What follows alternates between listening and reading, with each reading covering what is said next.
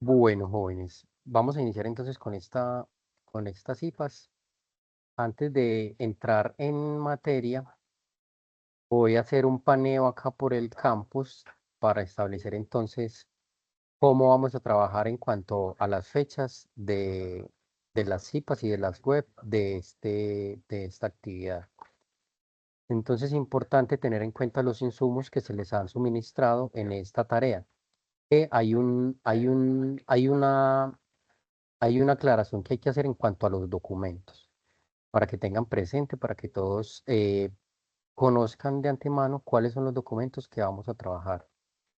En, en el campus aparecen cargados por defecto, perdón, eh, los documentos relacionados con la tarea 3, ¿sí? Que son estos que hay acá. Espérenme que abrí donde no era. Eh, tarea 3.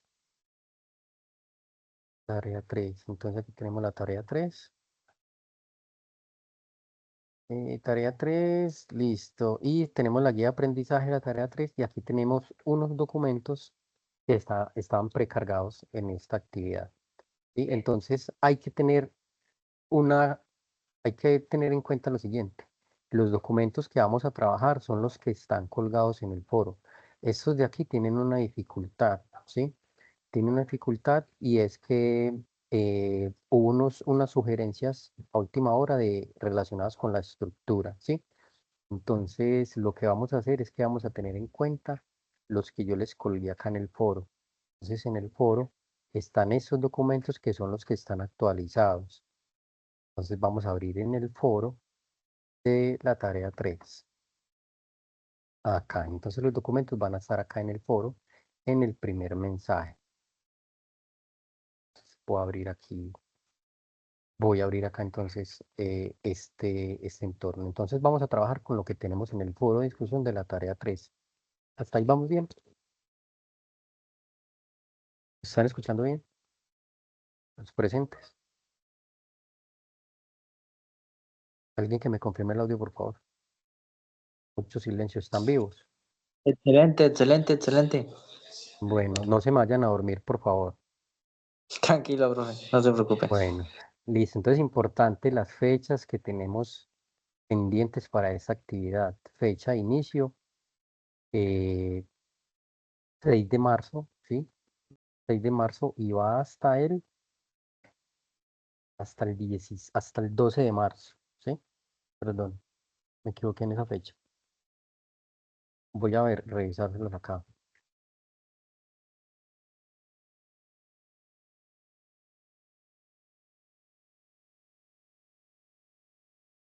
Bueno, yo me coloqué aquí la fecha de cierre a esto.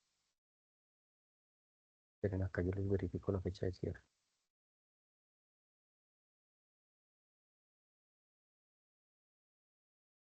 Entonces, fechas importantes, ojo. El inicio de esta actividad fue el 6 de marzo, ¿sí? Y cierra el 26 de marzo. O sea que para esta actividad tenemos apenas 20 días. O sea que esta actividad hay que tratar de hacerla lo más rápido posible. ¿Qué fechas vamos a tener entonces? Vamos a tener entonces las fechas de las webs, que van a ser el 6 de marzo, que ya pasó, fue ayer, y el antier, perdón, y el 12 de marzo. Entonces, la próxima web conferencia es el 12 de marzo. Aquí tenemos entonces las fechas, 6 y 12 de marzo, 6:30 p.m., ¿sí? Ya tuvimos la primera web de esta unidad y nos falta entonces la segunda. En cuanto a las CIPAs, ustedes están viendo que les estoy compartiendo toda la pantalla, la del campus. Sí, señor. Bueno, listo. Entonces, Me aparecen es que los a veces links y las grabaciones. eso, listo, es que a veces se me pega y queda estático. Bueno, entonces, importante las fechas también de las CIPAs. Entonces, volvamos aquí al foro, que aquí es donde vamos a tener todo eso. Entonces, vamos a iniciar acá en el foro de la tarea 3. Fechas importantes, entonces, eh, 26 de marzo es el cierre, ¿sí? ¿Qué vamos a tener en esta actividad? Vamos a tener entonces un control de lectura, una interacción con un simulador del efecto fotoeléctrico. Vamos a realizar unos ejercicios de aplicación de niveles de energía, de producción de rayos X y vamos a ver una aplicación en semiconductores. ¿Cuándo es la próxima CIPAS? La CIPAS próxima sería el 20 de marzo, o sea que todavía tenemos una web el 12 y la otra CIPAS el jueves 20 de marzo. ¿Estamos de acuerdo?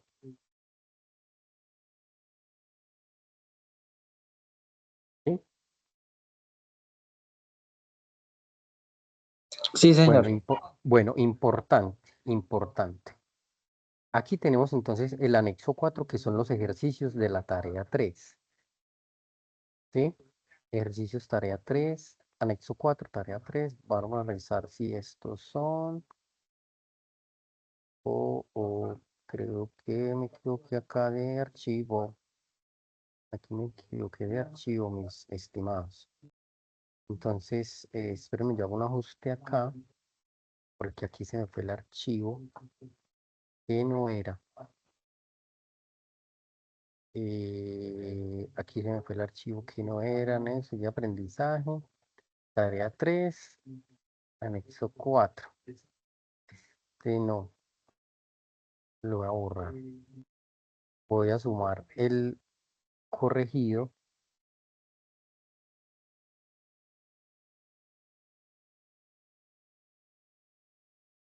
Voy a mirar acá. Anexo 4. Este es el anexo. A ver si vamos a subir este archivo. Bueno, voy a guardar. Bueno, ojalá se me guarden todos los foros, aunque yo creo que solo se me va a guardar en este. Bueno, me toca hacer eso. Entonces, importante. Vamos a abrir ese archivo, el anexo 4, y vamos a hacer un paneo aquí de qué es lo que vamos a hacer. Bueno, entonces aquí nuevamente vamos a tener en cuenta lo siguiente. Vamos a tener en cuenta acá las fechas, ¿sí? Importante entonces tener en cuenta otra vez esta variable, ¿sí? Esta variable que va a ser representada por el último dígito de su documento de identidad. Vamos a tener el ejercicio 1, que es un control de lectura, ¿sí? Es un control de lectura en el cual en el mismo documento están estas tres secciones, que es lo que ustedes van a analizar, ¿sí? Eh, ese anexo es este que está acá, el anexo 6, el de la lectura, ¿sí? Entonces aquí están los artículos ya compilados de las lecturas que ustedes van a realizar, ¿sí? Aquí tenemos la primera parte, la segunda parte que es este artículo y la tercera parte que hay acá, ¿sí? Son tres apartes diferentes de distintos artículos, ¿sí? Para poder entender un poco lo que vamos a hacer matemáticamente. ¿Hasta ahí vamos bien? Sí, señor. Profe, ¿se va a Bueno, tener listo. que realizar algún resumen, video de esa parte de las lecturas? Sí, ya vamos a analizar aquí entonces cuáles son los ejercicios. Bueno, entonces acá vamos a realizar entonces en el ejercicio 1, que es de 20 puntos, un control de lectura de estos tres artículos, ¿sí? Y comprende entonces de redactar un breve resumen en inglés con la siguiente estructura. Debe tener una introducción, el objetivo de la actividad, explicar qué es el efecto fotoeléctrico, incluyendo los rangos de energía correspondientes, explicar qué es el efecto Compton, incluyendo los rangos de energía correspondientes, y explicar qué es la producción de pares, incluyendo los rangos de energía correspondientes. Y las conclusiones. Aquí hay una nota. Hacer un dibujo personalizado que ilustre cada uno de los tres efectos físicos. No se pueden descargar imágenes de la web, ya que se hará verificación de la autenticidad de las imágenes. El dibujo debe ejemplificar el proceso de la interacción y los objetos físicos involucrados. Bien, entonces, importante para que en esta parte no se vayan a equivocar, en el efecto fotoeléctrico, tenemos entonces un objeto virtual de aprendizaje, que es el que ustedes van a revisar, eh, que es el que van a revisar, donde les hacen unas explicaciones, ¿sí? Entonces yo les aconsejo que antes de comenzar a resolver los ejercicios de la tarea, sigan la secuencia y den la lectura de todos esos artículos y revisar este objeto virtual de aprendizaje para poder entonces entender qué es lo que vamos a hacer. Ahí está claro.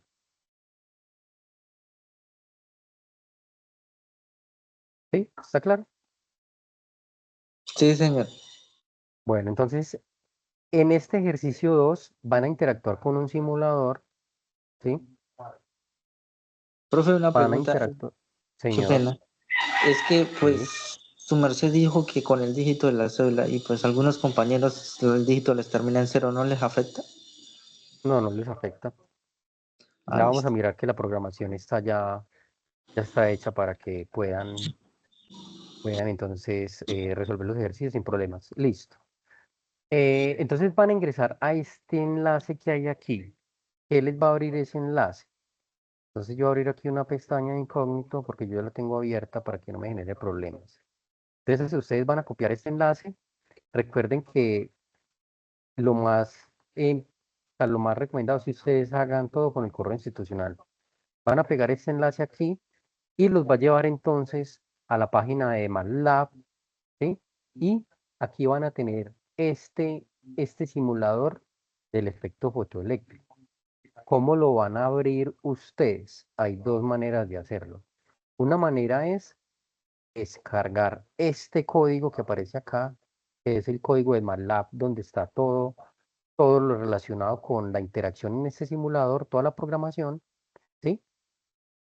O lo abren online, ¿sí? Entonces, si ustedes van a abrir MATLAB online, tienen que iniciar una sesión acá e inician sesión con su correo institucional. Si usted inicia sesión con correo personal, no va a tener los permisos para poder trabajar en MathWorks. ¿Estamos claros? Alguien que me repita, ¿con qué correo debo abrir el MATLAB? Correo institucional. Correo institucional. Entonces aquí ustedes van a introducir su correo institucional, ¿sí? Y les va a habilitar entonces un entorno que ya les voy a mostrar acá en esta otra página, ¿sí? Bien, entonces cuando ustedes entonces lo descargan, voy a abrir aquí el MATLAB ya con la actividad.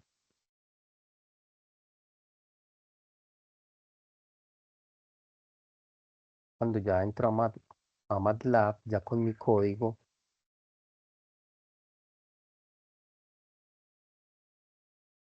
aquí yo ya estoy, ¿cierto? Entonces, como yo ya tengo sesión iniciada, entonces yo voy y busco el simulador y ya entonces pienso, miren que aquí yo ya estoy con mi cuenta, ¿sí?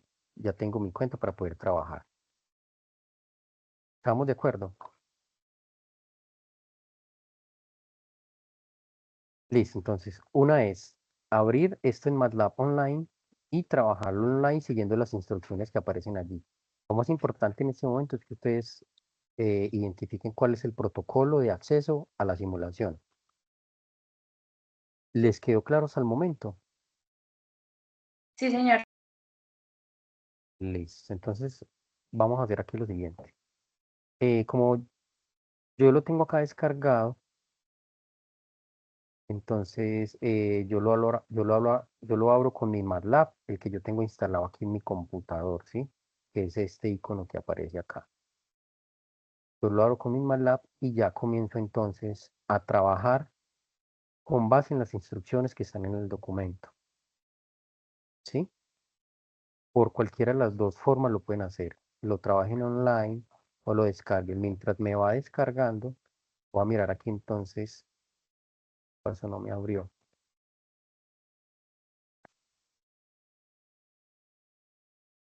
Tenemos que me abra aquí online. ¿Cuál es la dificultad de trabajar online? Pues que vamos a depender eh, vamos a depender entonces de internet. Mientras que si yo lo tengo descargado acá en mi computador, vamos que me cargue, pues no va a tener problemas. Un poquito demorado de cargar por lo pesado que es este programa. Vamos a esperar unos minutos que nos abra.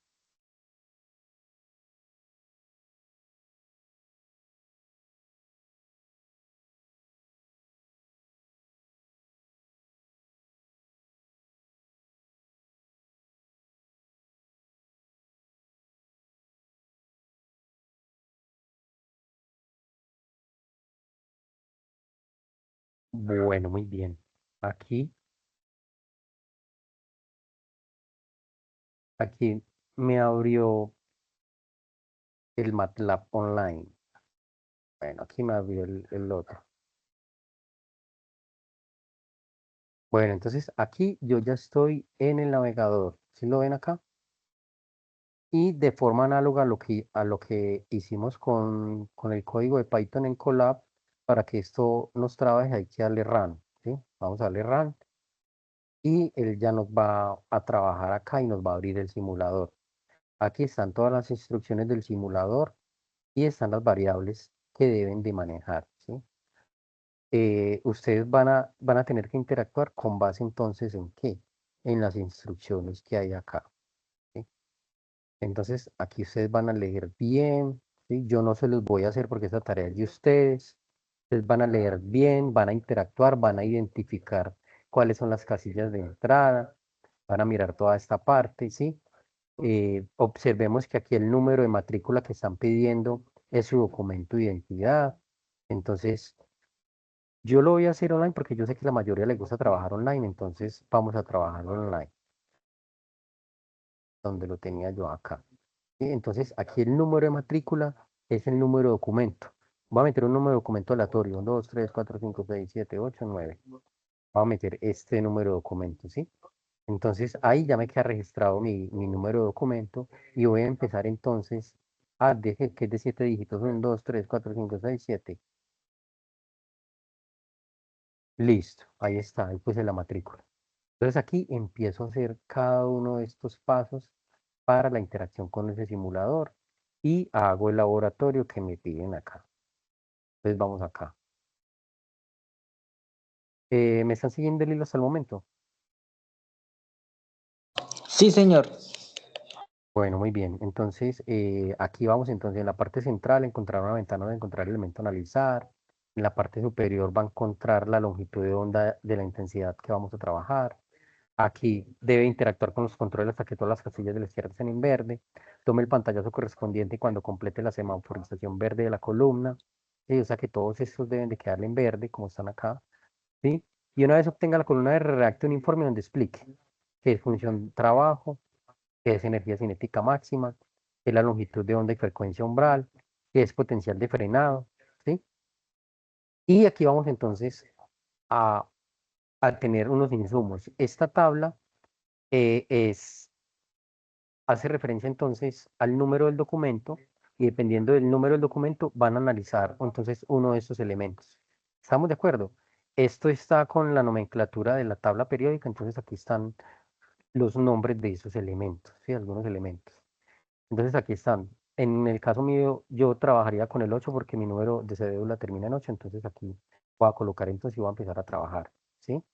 Y sigo todo el protocolo que dice aquí con detenimiento, paso a paso lo leen, lo vuelven a leer y traten de entender qué es lo que está pidiendo el ejercicio, cuál es la pregunta, qué es lo que quiere hacer, ¿cierto? Que se realice la grabación del video de 5 minutos en que el sustente cómo llega la semaforización en rojo en el simulador, ¿sí? Listo, aquí pues le recomiendan qué herramientas usar para la grabación, qué hacer, mostrar la cámara, ¿sí? Que muestre su documento de identidad para todo eso, ¿cierto? Mientras debe tener la cámara encendida.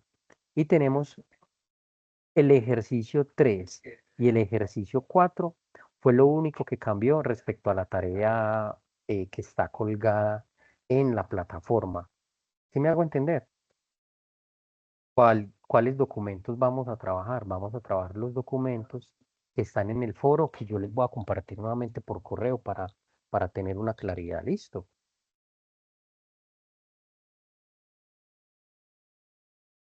Bien, aquí hay unos datos, por ejemplo, el estudiante que me dice que el número de documento termina en cero, pues aquí en este caso, este ejercicio, pues eh, la diferencia de potencial aquí sería pues 45 más cero, pues sería 45 kilovolts, aquí sería pues 20 picómetros y así sucesivamente, ¿sí? Hasta ahí estamos claros, ¿de acuerdo? ¿Alguien que me conteste? ¿Me espera a ver cuántos hay? No hay tres estudiantes, muy bien, Yolber, excelente. Bueno, entonces vamos a analizar acá qué otras cosas necesitamos para esta actividad. Eh, en el ejercicio 5 tenemos entonces una aplicación en semiconductores. Entonces van a realizar una infografía en donde se evidencian las diferencias del efecto fotoeléctrico y el efecto fotovoltaico, perdón. La infografía debe ser creativa y explicativa, principalmente con imágenes y poco texto. Bueno, aquí hay algo que yo debería explicarles a ustedes porque he notado que cuando me comparten la presentación, cuando me comparten las diapositivas, me las comparten como editor. Entonces, yo he visto que la mayoría utiliza Canva, ¿cierto? Entonces, yo les voy a mostrar cómo en Canva uno comparte, cómo comparte el entorno para que sea más agradable a la vista. Porque cuando lo comparten con el editor, pues ahora les toca entrar en el modo editor y darle reproyectar. Entonces, yo les voy a mostrar aquí algo, cómo compartir eso. Por ejemplo, si yo les quiero compartir a ustedes esta presentación que yo hice acá, que es la de el CIPAS de hoy, y yo les quisiera compartir este, pues yo le doy compartir acá y yo elijo acá cómo lo quiero compartir. Si le quiero compartir el enlace o si le voy a compartir la descarga. Cuando yo copio el enlace y yo lo abro cuando me lo mandan, pues me va a enviar la presentación como tal. No me va a mandar el entorno editable. Bueno, me hizo quedar mal. Vamos acá a ver si es verdad. Bueno, me sigue compartiendo eso, imprime enlace público, enlace público. Entonces voy a mostrarles acá cómo compartir. Entonces vea, enlace público, ¿sí? Entonces crear un enlace público para ver. Entonces solamente es para uno verla. Entonces con ese enlace público yo solo tengo acceso a la presentación como tal y no tengo permisos para editar. Ahí está, ¿sí? Bien. Es como una sugerencia, ¿cierto? Pero si ustedes me la quieren seguir compartiendo así como editor, no hay problema. Bueno, ¿tienen preguntas al momento?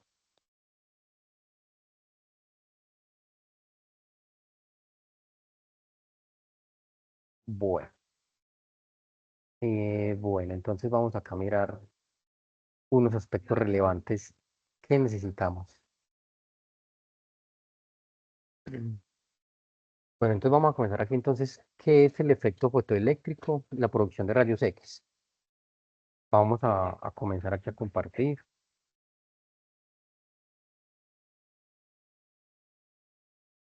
Bueno, entonces, ¿cómo se genera toda esta teoría?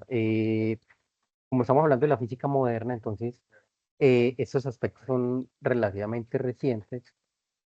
Eh, Christian Huygens mencionó que la energía emitida por un cuerpo luminoso se propagaba, aún en el vacío, mediante un movimiento ondulatorio. Entonces ahí fue donde nos aparece la teoría ondulatoria de la luz, ¿sí? Más tarde Newton entonces ya afirma que la luz está compuesta por pequeñas partículas que se propagan en todas las direcciones en línea recta con una velocidad finita y que al penetrar al ojo tocan contra la retina dando origen a las sensaciones luminosas, ¿sí? Eh, entonces, ahí está entonces la dualidad de la luz, ¿sí? Se presenta como forma de energía eh, en forma ondulatoria y también se presenta como una partícula, ¿sí? Eh, ¿Recuerdan cuál es la velocidad de la luz?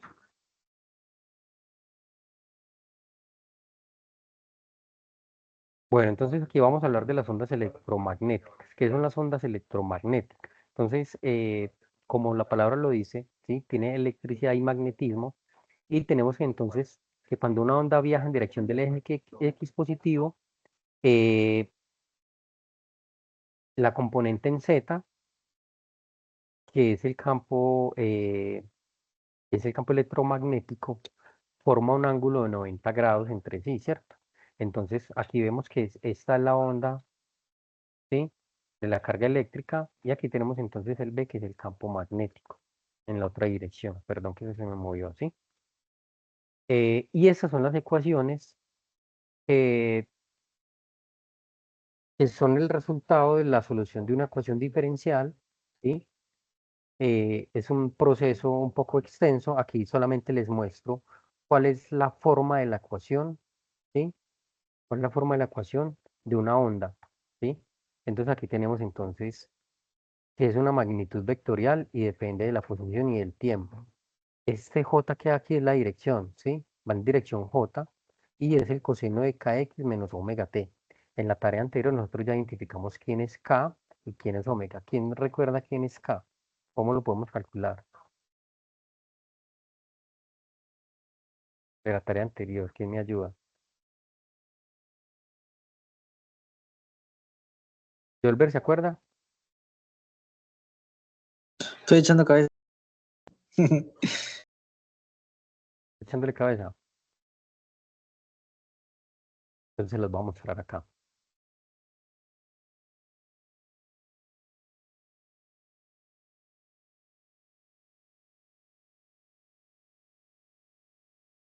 Regálame un segundo que me abra este espacio.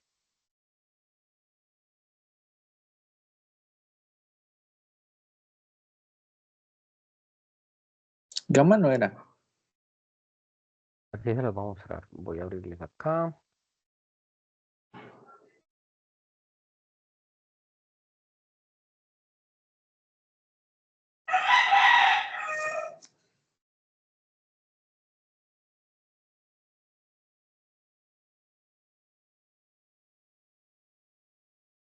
Sí, yo se les había escrito por acá la longitud de onda. Les había escrito la longitud de onda por acá. Bueno, ya se los voy a mostrar. Bueno, entonces, ¿qué es lo importante aquí? Aquí nos sale una ecuación que nos relaciona la velocidad de la luz con esta forma ondulatoria de la luz. ¿Y esa forma ondulatoria de la luz de qué depende? Depende de la longitud de onda, que es este lambda, y de la frecuencia, ¿sí? Entonces, como ustedes ya aprendieron a hacer las gráficas, ustedes ya identificaron cómo se representa la frecuencia en esa gráfica ondulatoria. ¿Dónde pueden consultar esto que yo les estoy mostrando? Lo pueden consultar en Sears y Szymanski, que es uno de los textos sugeridos en esta unidad. Ahora bien, aquí tenemos nosotros entonces el espectro de luz visible por el ojo humano. ¿Por qué visible por el ojo humano? Porque aquí nosotros vamos a marcar una referencia de cuáles son esas longitudes de onda que nosotros podemos diferenciar, ¿sí? Y tenemos entonces también aquí eh, la gama, ¿cierto? Como el recorrido que se llama el espectro visible de la luz. Entonces, el espectro visible de nosotros está en este pedacito, ¿cierto? Perdón, me muevo aquí, está en ese pedacito. Y de aquí en adelante, ya ese espectro, esa longitud de onda empieza a variar. Observen que la longitud de onda nosotros la manejamos como en nanómetros, ¿cierto? 10 a la menos 6 metros. Y a medida que yo me voy moviendo en ese espectro de luz, esa luz va tomando una tonalidad. Observen que si yo me muevo a la derecha, pasa de verde y se va poniendo amarilla, de amarilla a naranja, hasta que llega a la infrarroja. Y hacia la izquierda, entonces nosotros tenemos que va cambiando esa tonalidad, está volviendo azul, ¿sí? Y va tomando esa tonalidad ultravioleta, ¿sí? Hay ciertos animales que pueden ver en un rango de espectro de luz más bajo y otros que pueden en un rango de espectro de luz más alto, ¿sí? ¿De qué depende esto? Depende de la longitud de onda. Entonces aquí tenemos la distribución de cuáles son esas frecuencias o esas longitudes de onda y cómo se llaman entonces esos rayos en cada una de esas gamas. Entonces tenemos la infrarroja que está entre los 550 nanómetros. Tenemos aquí las ondas de los microondas, ¿sí? Que viajan, ¿cierto? Con esta longitud de onda de 600 nanómetros. Seguimos entonces con las ondas cortas, que son las UHF, y tenemos las ondas largas, VHF, que tenemos acá, y tienen entonces un espectro entre los 650 y los 750 nanómetros. Y esas frecuencias extremadamente bajas, ¿sí? Cuando hablamos de 750 nanómetros, aquí hay que entender que parecería que aumenta el valor, pero en realidad está disminuyendo porque este nanómetros es 10 a la menos 6 metros, ¿cierto? Entonces eso lo que nos quiere decir es que esa magnitud se va volviendo un poco más pequeña. Y hacia la izquierda, entonces también vamos a tener entonces acá. Por ejemplo, ustedes conocen algunos de estos rayos o se han familiarizado con ellos, los han visto en alguna parte. ¿Dónde lo han visto? De pronto algo de lo que aparecemos acá.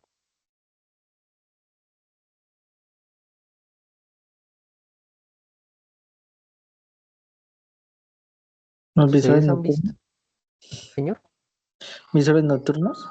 En los visores nocturnos, sí, pero yo me refiero a estos rayos cósmicos, rayos gamma, rayos X, ultravioleta, infrarrojo, radar, ¿sí?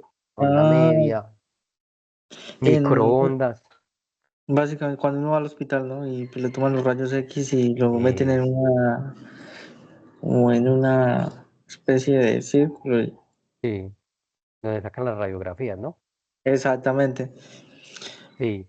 Entonces aquí podemos mirar entonces esas longitudes de onda de esos rayos. Entonces, por ejemplo, esas imágenes diagnósticas, nosotros las tenemos entonces entre qué valores, vea, entre un picómetro, ¿cierto? Y un nanómetro.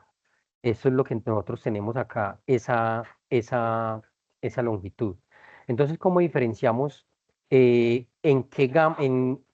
qué espectro visible pertenece cada uno de esos rayos? Entonces, por la potencia, ¿sí? Entonces, aquí miremos la potencia.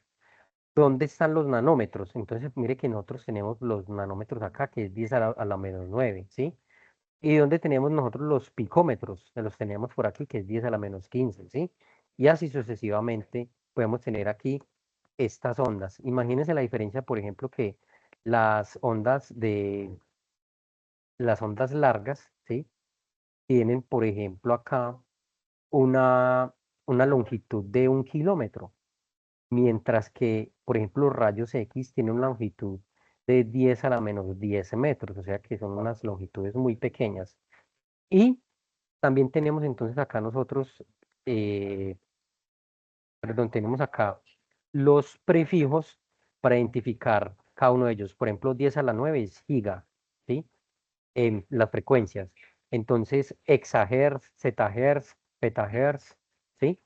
Hay que recordar aquí que este hertz es 1/segundo o segundos a la menos 1. Entonces, eso es una parte de lo que ustedes les están viendo en la actividad. Ese es el espectro visible por el ojo humano. Vamos a continuar acá. Entonces, aquí tenemos nosotros la luz visible para nosotros que oscila entre 400 y 700 nanómetros. Si nosotros excedemos esta longitud de onda, o sea, si un rayo excede esa longitud, nosotros no lo vamos a poder ver, ¿sí? Y lo mismo pasa entonces con si bajamos esta longitud de onda. Hacia abajo entonces tenemos los rayos ultravioleta, los rayos X, los rayos gamma. Y hacia arriba tenemos entonces los infrarrojos, las microondas y las ondas de radio cortas y largas, ¿sí? Entonces aquí tenemos como el espectro visible al ojo humano. ¿Por qué los colores? Porque esta tonalidad la adquieren entonces esos rayos láser que tienen estas longitudes de onda. Entonces, por ejemplo, un rayo láser de color verde, ustedes los han visto, es muy usado en los estadios como para incomodar a los rivales de la tribuna. Entonces, esos rayos láser tienen una longitud de onda ¿de cuánto? ¿De qué medida?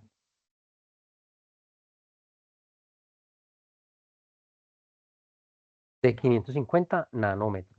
Y de lo mismo pasa entonces con el rayo láser de color rojo, que utilizan en las miras para el armamento, también para señalar objetivos. Entonces, esas ondas eh, tienen una longitud de onda de 700 nanómetros en este rango, ¿sí?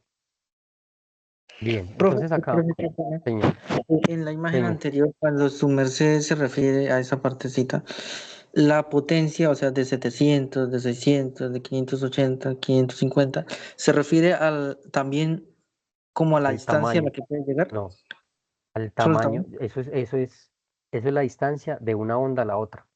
700 Ah, nanómetros, 600 nanómetros.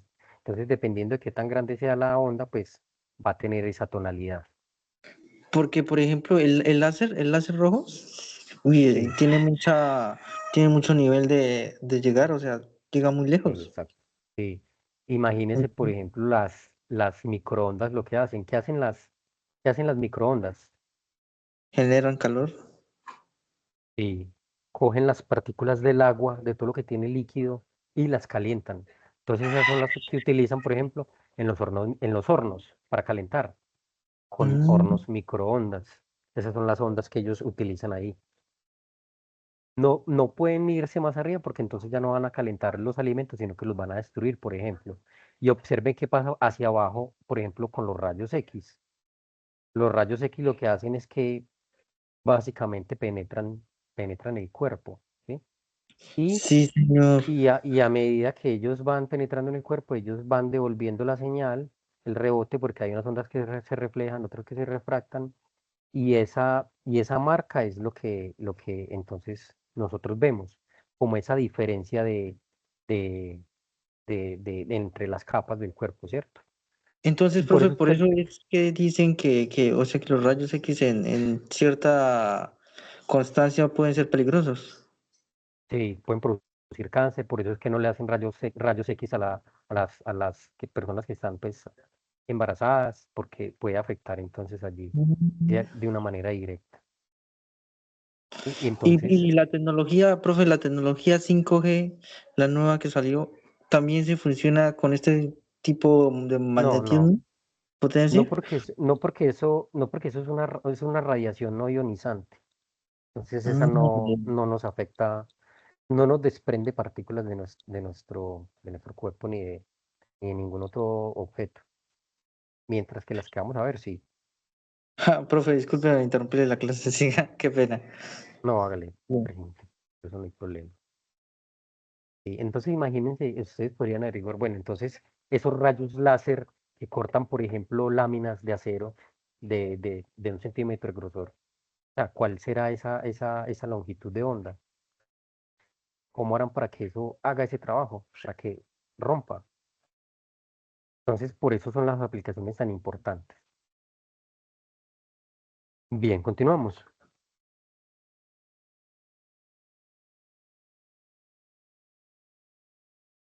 Bueno, entonces aquí, ¿qué es el efecto fotoeléctrico? Entonces, por Albert Einstein en 1904, ¿sí? Entonces, conectaron entonces un ánodo, que es el que va al polo positivo, ¿sí? De la carga, y colocaron un cátodo, que es el que va al polo negativo de la carga, y empezaron a bombardear con una luz, perdón, ese material. Empezaron a bombardear aquí. Esta flecha morada que hay aquí es una luz monocromática, ¿sí? O sea que es de cuántos colores. Y es mono. Es monocromática, entonces de un solo color, ¿cierto? De una sola tonalidad.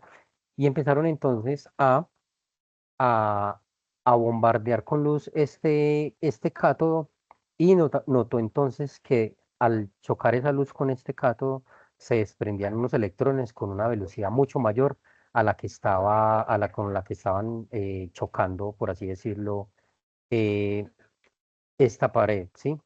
Entonces, acá en ese efecto, a través del campo eléctrico que aparece allí, cuando se invertía en la dirección del campo eléctrico, de manera que la fuerza del campo eléctrico apunte siempre alejándose de los ánodos, algunos electrones continuaban llegando al ánodo, ¿sí? Entonces, si aquí podemos ver el gráfico, vemos que cuando bombardeaban esta capa aquí con una luz, algunos electrones se desprendían y rebotaban, ¿cierto? Entonces, esos electrones entonces se pueden calcular acá con esta ecuación que nos va a representar lo siguiente. Entonces, ese es el trabajo total. Pucha, no le puedo dar clic. Espérenme, yo abro algo acá para que me evite ese clic.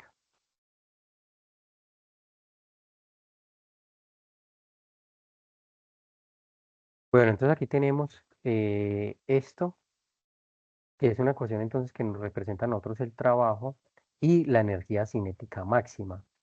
Entonces, Por, por mecánica clásica o por física general, la energía máxima es un medio de la masa por la velocidad al cuadrado. Para nuestro caso, entonces, como estamos hablando de que son unos electrones, entonces vamos a hacer la analogía, entonces aquí el electrón por el voltaje inicial. Voltaje inicial. Ven que aquí me está generando conflicto esto acá. Perdón un segundito. Bien, entonces, ¿qué es lo que sucede? Entonces, aquí están bombardeando con una luz, ¿sí? Y cuando esa luz acá, cuando esos fotones chocan con un material, hay unas ondas que siguen derecho y hay otras ondas que se reflejan y aquí entonces se están desprendiendo unos electrones de la superficie y esos electrones se están disparando con una velocidad mucho mayor a la que entran.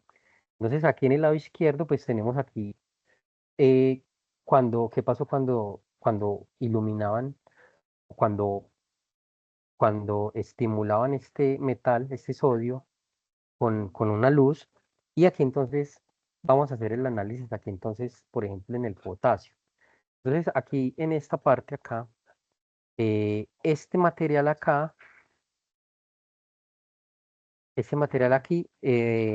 tiene aquí una medida, dice que requiere 2 electronvolts para poder que al reflejar se desprendan electrones, ¿sí? Eh, entonces, ¿qué es lo que sucede? Que ese rayo que va a incidir acá, pues tiene que superar esa energía. Entonces, por eso, por ejemplo, aquí vemos que, por ejemplo, un rayo láser rojo que tiene una frecuencia, una longitud de onda de 700 nanómetros y una energía de 1,77 electronvolts, cuando choca con el potasio, no desprende electrones el potasio, porque requiere una energía superior a 2. Entonces, miremos acá. Si yo disminuyo la longitud de onda, ¿qué pasa con la energía? ¿Aumenta o disminuye?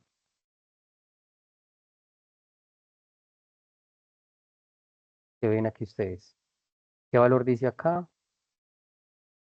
¿Y qué valor dice acá? ¿Y qué valor dice acá, por ejemplo? Entonces, para poder, sí, 1,77 electronvoltios. sí. Y una onda más corta, ¿cierto? Por ejemplo, el rayo láser verde, que tiene una longitud de onda de 550 nanómetros, produce con una energía de 2,25 electronvolts. Entonces, como esta es mayor que 2, hace que aquí se me desprendan estos electrones. ¿Se los ven? Yes. Y entonces, ¿qué es lo que sucede? Que se van a desprender electrones con una velocidad máxima, ¿sí? Y está relacionada entonces con esa cantidad de energía. Y observen qué pasa si yo disminuyo la longitud de onda, qué pasa con la energía, aumenta, ¿cierto? Y al chocar con este material que está acá, reflecta esos electrones y miren que la velocidad va aumentando.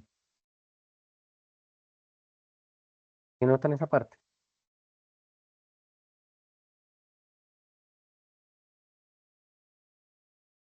Bien, entonces, continuando acá con la explicación, entonces aquí tenemos cómo se llama esa capacidad del material entonces para absorber esa energía. Entonces eso se llama función trabajo. ¿Qué quiere decir? Que, por ejemplo, para yo hacer que el aluminio me desprenda electrones, yo tengo que manejar una energía mayor a 4,3 electronvolts. Lo mismo pasa con el carbono, ¿sí?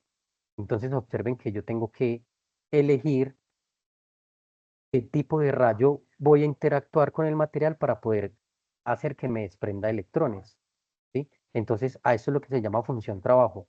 Entonces la función trabajo está acá en el material y es esa capacidad que tiene como para recibir esa energía y sin que desprenda electrones. ¿Vamos bien hasta ahí?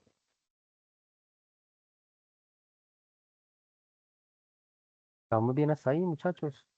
¿Sí? Bueno, entonces vamos acá. Vamos a continuar acá con esto. Entonces acá ya nos aparece la matemática. Entonces, ¿qué postuló Einstein? Eh, que un rayo de luz consiste en pequeños paquetes de energía llamados fotones o cuantos. Y la energía de un fotón es igual a la constante h por su frecuencia. Entonces, de acuerdo con la definición de frecuencia, que es el inverso del periodo, entonces como la frecuencia es velocidad de la luz sobre la longitud de onda, para las ondas electromagnéticas en el vacío se entiende entonces que la energía es h por F. ¿Y quién es h? H es la constante de Planck, que aparece acá. Y aparece en joules por segundo. Esa es la constante de Planck. Ese valor deben de tenerlos ustedes ahí. Entonces, esa es la h que aparece acá. ¿Quién es c? Pues c es la velocidad de la luz en el vacío. Entonces, aquí nosotros vamos a tener entonces esa ecuación que nos va a permitir hacer esa modelación. ¿Sí? Que es E es igual a HC sobre lambda. Entonces, entonces díganme ustedes acá en esta ecuación de la energía, ¿qué pasa acá cuando este valor aumenta? Cuando esto va para arriba, ¿qué pasa con la energía? ¿Qué pasa con la energía? Esta com- si lambda aumenta, ¿qué pasa con la energía? ¿Aumenta o disminuye? Disminuye. Disminuye, entonces va hacia abajo. Pero ¿qué pasaría al contrario? Si este lambda Aumentaría. disminuye, es. Porque Entonces, es lo debidamente que pasa proporcional, ¿no? sí, es directamente, no, es inversamente Correcto. proporcional. ¿Sí? Eso. Entonces, como nosotros sabemos que al dividir por ese término acá, pues se va a hacer más pequeño lo de arriba, entonces automáticamente ahí podemos entonces realizar aplicaciones. Que si yo necesito una onda con mayor energía, lo que yo tengo que buscar es luz con una longitud de onda baja. ¿Sí? ¿Sí estamos de acuerdo? Sí, señor, sí, señor. Bueno, ¿me regalan un segundito, por favor?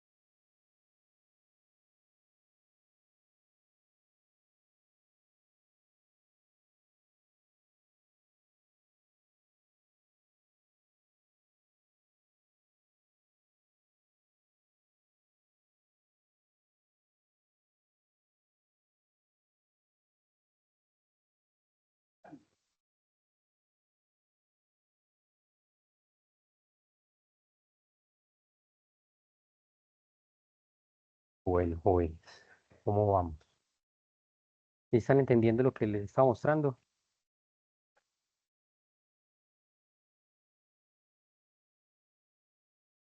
Bueno, ¿me están escuchando? ¿Me confirman audio, por favor, que volví? Sí, señor. Listo, listo. Bueno, entonces, aquí ya entonces ya está la matemática. Pues en esta parte vamos a hablar entonces de cómo calcular la energía cinética máxima. Yo vuelvo a esta presentación. Bueno, digamos acá. ¿Les queda claro entonces cómo se calcula la energía? Ya cuando estamos hablando entonces de la luz. Entonces, ¿qué tenemos acá? Esta letra griega phi es la energía mínima que es necesaria para quitar un electrón de la superficie. Einstein aplicó entonces la ecuación de la conservación de la energía para determinar que la energía cinética máxima es un medio de la masa por la velocidad máxima al cuadrado, ¿sí? Para un electrón emitido es la energía HF, o sea, la constante de Planck multiplicada por la frecuencia. Entonces, ¿qué es lo que qué es lo que nosotros tenemos que tener en cuenta acá? En esta ecuación, este valor es la función trabajo, o sea, cuánta energía hay que aplicarle para que se logre liberar un electrón de esa superficie. Entonces siempre la vamos a tener aquí involucrada, porque para poder que nosotros eh, tengamos una energía, pues el valor de acá tiene que superar al de acá, ¿sí o no? Entonces por eso es que en esta tablita que yo les estoy presentando acá, en esta tabla que yo les estoy presentando acá, están esa función trabajo, ¿sí? Y eso es lo que aparece entonces en el simulador para nosotros poder interactuar. Entonces aquí tenemos nosotros esas ecuaciones eh, relacionadas entonces ya con la energía de un fotón. Entonces, ¿qué es lo que vamos a tener nosotros acá? Eh, que la energía máxima entonces la vamos a calcular con esta expresión. Bien, entonces aquí vamos a mirar entonces acá unos apuntes que yo les tengo acá de lo que nosotros vamos a encontrar. En un segundito yo abro ese archivo acá.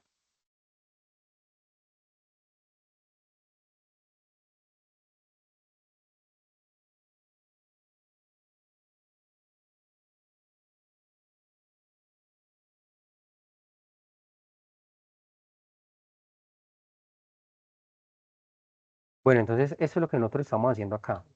Entonces, como nosotros necesitamos aplicarle eh, un voltaje mayor para que entonces se nos aumente esa energía, ¿sí?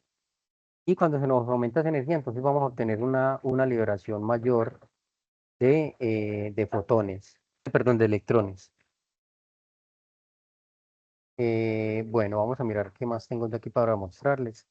Em, ya, pues, esta es la parte como teórica, la parte que ustedes necesitan para que ustedes puedan comenzar a resolver esta primera parte que aparece aquí, que está relacionada entonces con la lectura. ¿Sí? Yo a grosso modo ahí les adelanté un poco lo que van a encontrar ustedes en la lectura y también entonces con lo del simulador para interactuar con el efecto fotoeléctrico. Entonces, en nuestra próxima web, nosotros ya entonces vamos a enfocarnos en eh, cómo vamos entonces a aplicar ese efecto fotoeléctrico en las lámparas fluorescentes y cómo lo vamos a aplicar entonces en la producción de rayos X para no bombardearlos con mucha información en estas cifras. Entonces, para que vamos así por pasos. Con esta información que yo les acabo de suministrar, ustedes ya pueden ir adelantando el ejercicio 1 y el ejercicio 2. Y ya en nuestra próxima web ya nos dedicamos a la segunda parte para que puedan continuar con esa actividad. ¿Estamos de acuerdo, muchachos? Sí, señor. Listo. Entonces, manos a la obra. Por aquí estoy yo al pie del cañón, como se dice, contestándole los foros, contestándole también por Teams, por chat, por todos los medios que ustedes requieran. Recuerden siempre tener las notificaciones activas de correo. Yo por correo del campus les mando mucha información, yo les comparto los enlaces, las presentaciones, toda esa parte. Listo. No sé si tienen alguna pregunta, algo que les aclare.